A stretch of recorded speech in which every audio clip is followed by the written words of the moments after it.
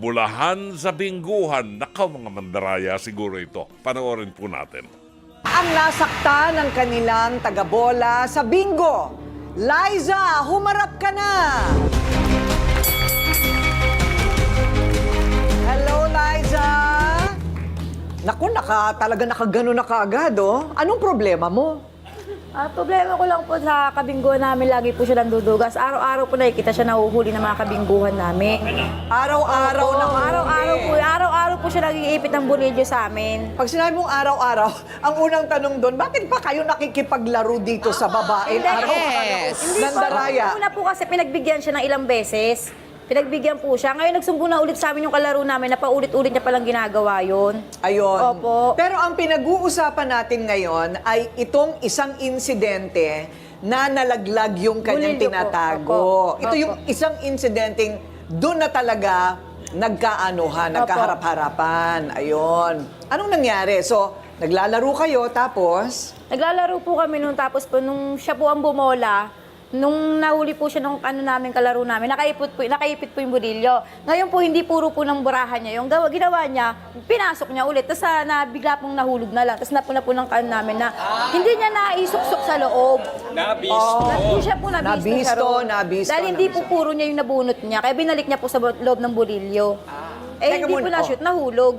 Pero, hindi lang ikaw ang nakakita. Hindi lang Marami po, ang marami po. nakakita. Opo, yung mga kalaro po. So, marami ang magpapatotoo. Opo. Ay, wala na. Talagang nandaya. Nahuli talaga. Anong nangyari? Nagsabunutan na? Opo. Ay? Nagkaano po kami. Wala nang pasakali, ha? Nagsabunutan na talaga kayo kaagad. Ngayon, ang tanong ko, sino ang pinapanalo niya? Karaniwan dyan, meron siyang kausap, o kunwari, ikaw ang mananalo, ha? Basta ito nabunot ko, ganito. Sino ang ipinapanalo Wala niya? po, siya po mismo bumibingo. Ha? Siya po mismo. Wala po siyang ano.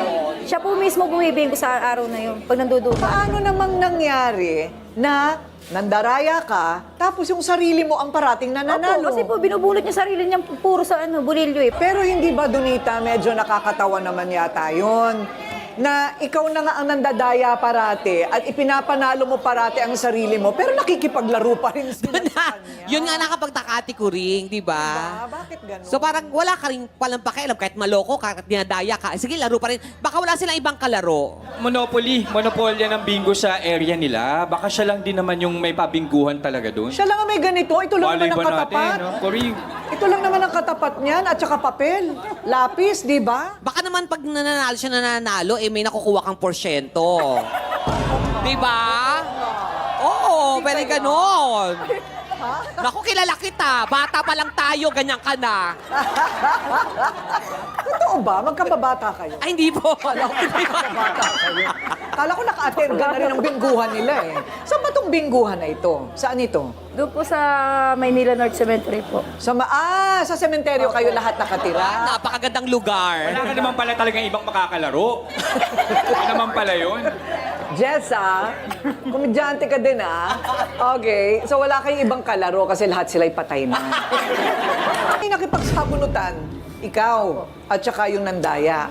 Ayun, okay. So, eto na ngayon.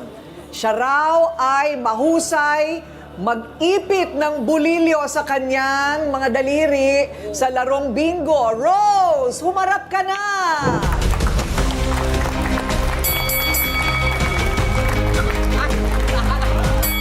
Ay! Ah! Ganyan ba maglakad lahat ng mga taga Manila North Cemetery? Hindi po. Kulang na lang magganyan ka, oh. Talagang ano siya. Kulang na lang ganon. Rose, didiretso yung nakita. Nandaya ka ba? Hindi po. Pinagbibintangan lang nila. Oo, di ba? Yan na yun. Nahulog eh. O ayan, Jess, ikaw ang ikaw ang magsabi. Ate Rose, sabi niya may nahulog na bisto ka yung bulilyong inipit mo. Hindi lang nila matanggap na lagi ako yung nananalo. Yun! Tama! Tama, Ate Rose. Yes! Marami nakakita sa'yo nung duduga ka. Kaya mayroon ng ebidensya sa'yo. Pag talo kayo, huwag kayo napipikon. Ay, tama nga naman. Oh. Ang daming nakakita, Day. Wala, Sister, yun din totoo. ang daming nakakita na nalaglag yung bulilyo mula sa kamay mo. Wala silang patunay kahit na nagbobola ako. Kusang nalaglag kasi malaki yung bolahan eh. Oo, tama naman. Oo. Nalaglag pero hindi ko inipit. Yes. Oo, di ba? Baka, Ate Corinne, yan ba yung gamit nyo? Yung parang ganon? Opo, yan mismo yung Yan, gamit namin. okay. Ay, ito Pag mismo? binola siya, kusang lumalabas yung bulilyo. Minsan tumatasik talaga kasi yung bulilyo niyan, Ate Corinne eh. Turuan mo nga kami. Sample, Ganito paano? kasi nangyari, di ba? Oh, binola? yan, paano? Oh, kung ganyan ako bumola, lumaglag yung bulilyo. Ayun, oo nga, oh. Pwede, di ba? Nalalaglag. Dumula sa kamay mo. Ang galing niya, no? Oo. Tama, Ate Talagang on Corinne. cue lumabas yung Yes, bulilyo. Tama po. Kasi malaki po yung bilog niyan eh. Alam mo, kaya siguro, meron ka bang ginawa ditong pagninisnis? O parang kasi warat-warat na siya. Sinadya ba yan? Hindi oh, ganyan po talaga. Ito Kung ta- magkakatagalan na po. Ito talaga yung Opo, sa'yo. naman. Okay. Pinaratangan ngayon si Rose at ni Liza, si Rose, ng pandaraya. Lahat daw nakita. Pero sabi naman ni Rose, ulitin mo, ang galing mo eh. Na kapag Pag ginaganyan binola yan, po siya, lalabas po ng usay yung bulilyo, kahit ilan ang gusto. kung ilan ang gusto. Oo. Okay. O, Ito sige kasi nga. malaki po yung butas niyan eh. Paano yung kanina? Ganyan, babola, kukuha ng bulilyo. Ay, oo nga. Tatlo na. Wow! Pag sinabi talaga ni Rose sa tatlo talaga ang lalabas. Ang galing! Kung saan lalabas yung bulilyo? Wow! Sa sample pa lang, alam na naman daraya Ay, siya. hindi. Paano yung sabi ng daraya? Tignan nyo kayong bolahan, paano ng daya to? Kung saan lumalabas yung Mabilis daw ang kamay. Sugal ni O ano, yung ikaw? Sa tagal niya nang ginagawa Maluwag talaga yung butas. Nakita niyo naman, ang laki-laki ng oh. ganyan. Sa tagal mo nang ginagawa yan, ngayon lang nahulog ng ibig sabihin, gawain mo. Kahit ikaw bumola, lalabas at lalabas pa rin. Kahit Hindi. Ito ang pakinggan nyo. Ano yon? Malaki talaga yung butas nung kita-kita naman, di ba? Hindi nga, tatlo nga yung lumabas eh. Oh, di ba? Oh. Ang ibig mo... Basta pag mandaraya, gagawa't gagawa ng paraan niya, makadaya lang. Ang tanong ito, kung yan ay aksidente at parating, sabi nga nila nadadaya, bakit ikaw parating nananalo? Pag sila rin naman po, pag sila rin po ang bumobola, minsan ako rin po yung bumibingo. Hindi naman po sa lahat ng pagkakataon, pag ako yung bumola, ako yung bibingo. Hindi po ganun. May tao kasi talagang swerte, Ate Corinne. Yun ang swerte na tinatawag natin. Itong si Liza pala nagtitinda ng kakanin o naghahanap buhay ng marangal. Kaya siguro nagagalit kapag dinadaya. Kasi nagtatrabaho ka naman. Pero may oras ka talagang magbingo, ha? Hindi, pagkatapos ng magtinda, sa hapon na po kasi kami Pagkatapos mag-uumpisa, magtinda, opo. lahat ng kinita mo, sugal. Hindi naman po. Hindi naman. Hindi naman po. May tinitira ka, dalawa anak Dalawa mo. po anak ko eh. Dalawang anak at siya ay nagdadalang tao ngayon. 2 Ayun. months pregnant. Ha? Buntis ka? Yes! Pero nakikipagsabunutan ka, buntis ka pala, magdahan-dahan ka naman. O, ayan. O, ito namang si Rose ay may kinakasama. Anak 3. 3 ang pinapakain. Baldado ang partner dahil sa nabaril Nako. ng mga pulis. Patay tayo Dahil dyan. sa droga. Yan. Ano nangyari? Ano nangyari? Nabaril po siya eh. Ha? Nabaril po. Nabaril. Opo, hindi na po kami nagreklamo. Sa spinal po siya tinamaan. Spinal. So, Sa batok pero po may kasi. malay. Meron po. Bedridden lang po talaga Bedridden lang talaga. Uy, ang bigat nun, ha? Mabigat yun. Tama, Ate Corinne. So, kasi, eto na ngayon, meron palang kasaysayan itong dalawang ito. Matagal na pala silang nagkakainitan. Oh, yung panig mo muna, ano ang nangyari? Yung binibintang po kasi niya sa asawa ko, yung dapat sa asawa ko siya nagagalit, hindi sa akin. Yung asawa niya raw po kasi, pinahuli ng asawa ko. Nakulong po kasi asawa ko dati. Nahuli dahil sa drugs. Opo, tapos nakalabas. Pinalit ulo po yung asawa niya. Dapat magalit siya sa asawa ko, hindi sa akin. At pati ako dinadamay niya. Pinalit ulo. Opo. So, yung asawa mo ngayon nakakulong. Kasangkot talaga siya doon sa droga-droga nila. Opo. Nag-ano naman po talaga yung asawa ko nagdodroga. Ang kinakasama lang po ng loob ko, bakit kailangan asawa ko pa ituro? Marami naman po ibang tao. Ayun. Inaano ko po yung anak ko, yung 2 anak ko. Kawawa naman po ako lang bumubuhay mag-isa. Wala naman po ako Hindi lang katulad sa naman buhay. ikaw yung nagbumubuhay mag-isa. Ako nga 3 yung binubuhay ko, baldado pa yung asawa ko, di ba? O ano nga nangyari, Hindi lang di kayo ba? nahihirapan, ako din. Bakit Parehas na nga tayo hirap naging ang sitwasyon, buhay, di ba? no? Dahil Sobrang sa mga hirap ko ng asawa. buhay ko ngayon, kung alam niyo lang. Tulad ng ano, paano? Napapakain mo pa ba yung mga anak mo? Nagtitinda-tinda po ako ng mga chichirya. Pero yung paratang nila lagi sa akin na mali pa ako yung mali. Dapat sa asawa ko sila galit at pati ako dinadamay nila. Kasi wala nang bubuhay sa amin. Buti nga yung asawa niya nakakatayo. Yung asawa ko, kahit nandiyan parang hindi naman buhay, di ba? Kasi nakahiga lang. Buti hindi nagkakasakit yung asawa mo. Meron na po siya mga bed sore. Eh, dapat yan, iniikot-ikot mo yung katawan ng asawa mo para hindi magkabed, papahanginan mo yung likod. Wala ka ibang kasama sa bahay. Meron ikaw po lang. yung lola niya. Tumutulong. Opo. Yung mga anak mo, ilang taon na? Meron po ako 3 taon, may baby po ako, mag 1 year old lang po. Tapos, yung panganay ko po, 7 years old. Naku, ang babata pa. Bata, tiko. Nag-aaral yung 7 years Opo, old. nasa school po naman. siya.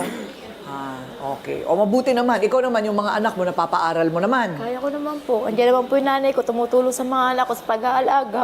O bakit pati ikaw naiiyak? Dagdagan mo. Nahihirapan na rin po ako kasi ako lang din bumubuhay sa anak ko.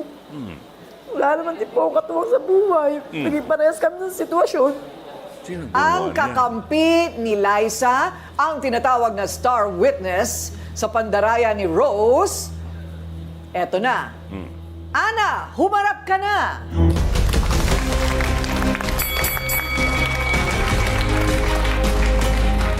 Ikaw, anong problema mo? Ma'am, talaga, ma'am, dapat yan ginugulpi ang mami. Nandadaya talaga sa amin yan. Malaman natin Oo, dito. talaga. Subukan mo. Talaga. Sige. Naku, ayan na. Wala. Maalaman natin Nandadaya ka talaga kahit kailan ka. Diba? Okay, naku, umiiyak na talaga. Naaway ba kayong mag-asawa? Naaway ba kayong mag-asawa bago ka nagpunta dito? Kakausapin ko yan. Ma'am, nainis ka sa kanya. Lagi niya ako yung dinadaya. Paano nyo naman napatunayan na paulit-ulit ito nangyayari? Kasi yun ang sinasabi Nakikita ko niyo. kasi hindi ko na sinasabi sa mga kalaro namin na talagang nilalabas niya talaga yung bolilyo. Ayun. Accomplice ka pala. Alam mo na pala dati pa, hindi ka pa nagsabi. Mamayo kasi ng kami-kami lang kasi mag-aaway-aaway pa kami. Eh, syempre, marami naman kaming naglalaro pero sobra na siya, mami. Lagi siya nandadaya sa amin. Nandadaya na pala ako pero kinakalaban niyo pa ako. Yun nga yun, di ba? Tinatadya ako na ako lagi nananalo. Tanungin natin ngayon kung ano naman ang depensa sa kakampi ni Rose. Kim, humarap ka na!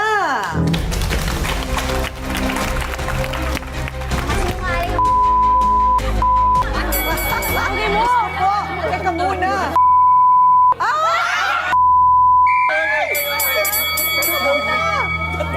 Teka muna. Sandali lang. Salamat ka, buntis ka! Mungudgud ko ang mukha mo. Dapat kasi masabi ang kakampi mo. Dahil Nakikita nagduga nyo yan. lang matuga. Nasalo kayo. Diba? Nadaya kayo. Nadaya kayo.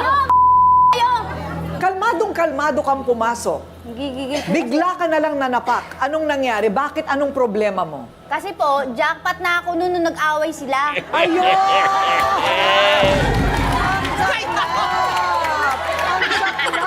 May sigarilyo na ito.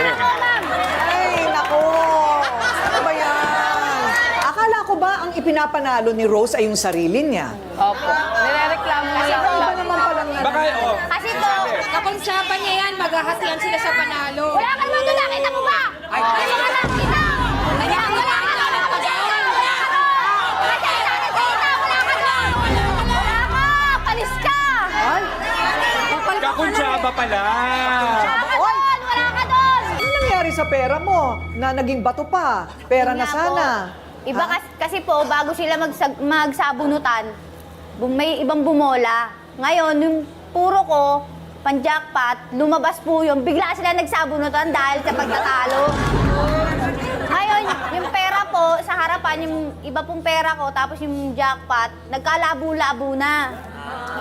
O ngayon, Dahil nga eto po ngayon sa ang kanila. tanong ko. Sino ang iba pang nakakita na ikaw ang nanalo? Marami po. Marami. Opo. Pati ikaw, Rose, alam mo na siya yung Alam na, nanalo. Kami nila magkakalaro. alam na po nila yung tawag eh. Jackpot na ako, sabi ko doon sa tawag na yun. Eh bigla sila nagsalpukan. Pinag-iinitan kasi nila to. Ilang beses na kasi kayo nahuhuli na ito. Huwag ka makayo, siya lang ko siya. Hindi naman ako kasali sa mga ipitan nyo eh. Diba sinasabi mo nahuhuli mo Oo, siya? nahuli ko siya. Nakita mo? Nakita mo na pala. Nalalag mo. Nalalag na ba kayo? Huli kayo! Nakita mo na pala ako. Ba't hindi mo ako Ikaw ba rin bumawala ka nalalaglag eh. Okay, Oh, una, nang pala, ipit naghanap ang pa ng bulilyo kayo. kakampi mo? Nalalaglag din pag ikaw bumawala. Nangipit kayo ng Talaga kahit kailan. okay, sample. Sige, Rose. Kakabigil yun. Ayan. Wala ko. I-close up ha. Kuha ko ha. Pwedeng dalawa lumabas. Paano ako nang daya? Eh, bakit dalawa? Di dapat isa lang Yun ang lang, di ba? lalabas. Hindi ba dapat na yan?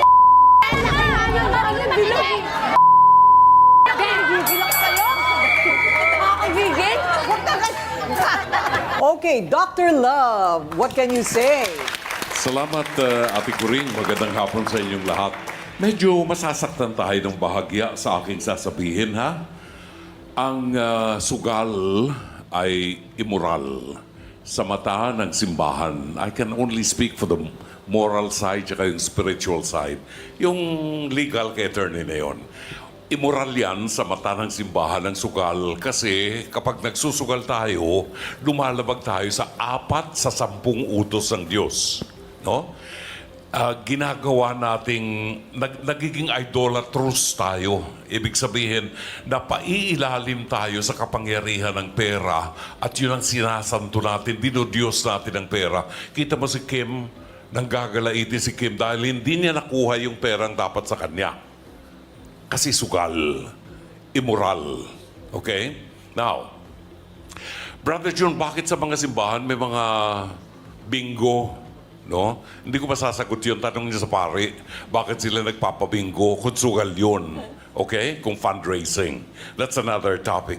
But nakita ko lang dito, ang sabi kasi ni San Mateo sa ika-6 na kabanata ng kanyang liham, hindi kayo maaaring maglingkod sa Diyos at sa pera ng magkasabay.